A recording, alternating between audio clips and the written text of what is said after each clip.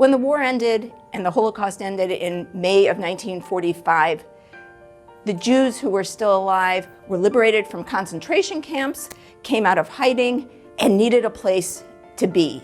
They were all traumatized. Most of them were ill, and they had nothing. Some managed to get back to the homes they lived in. Others tried to go back to those homes and found that somebody else was living there and wouldn't let them back in. Many of them ended up in Displaced Persons Camps. These were temporary places where Jews could get medical care, would be able to get information about relatives who may or may not be alive. Learning who was dead and who was alive was a long process in those days. There was no internet. There were newspapers set up with lists of names, and people spent a lot of time trying to figure these things out.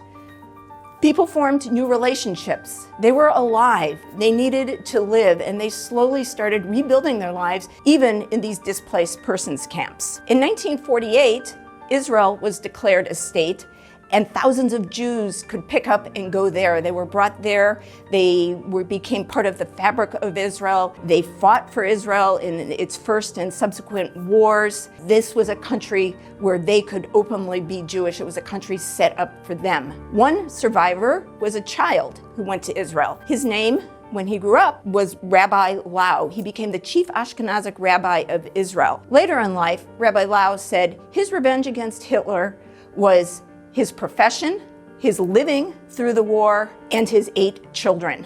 Many survivors you will meet will tell you the same thing. Just getting through it and having children made the difference for them. Slowly, Jewish refugees began coming to the United States. My mother came here in February of 1946. She was 18 years old, penniless, had lost her family, didn't speak English, and had been out of school for several years. This was common among survivors. 7 years later, she had finished high school, learned English, graduated from college, and met and married my father. She is just one example of the strength and fortitude of all our survivors. Over time, survivors came to St. Louis.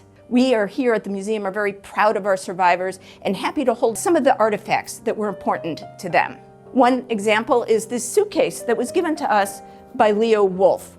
You met Leo in the Lodge Ghetto and again on the Death March. He finally ended up in St. Louis after the war.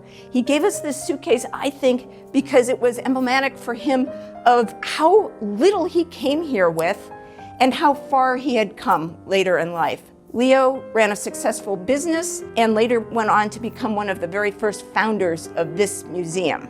Another survivor who you met earlier on is Gus Schoenfeld. Gus was the little boy in the class picture you saw earlier on. Gus came to St. Louis to live with cousins. He went on to serve in the U.S. Armed Forces, which was very common for the male survivors who came to St. Louis and to other places in the United States. After his service to the country, he went to medical school and was part of the team that formulated the drug Lipitor, a cholesterol-lowering drug that saved thousands of lives. This was one person. All those people who were killed, what could they have offered the world had they been given a chance to live? One more survivor who I'd like to talk about is Mendel Rosenberg. Mendel came to the United States also as a teenager and had to start working full-time right away. He did not have the opportunity to go to high school when he came here. Nevertheless, he learned English and went to night school for many years so he could get his high school degree. He's very proud of all the work he did and went on to found a very successful window company. Other survivors who came to St. Louis opened businesses, grocery stores, restaurants, and joined the faculty of local universities. We here at the Holocaust Museum and in St. Louis are very proud of what our survivors have added to the fabric of St. Louis.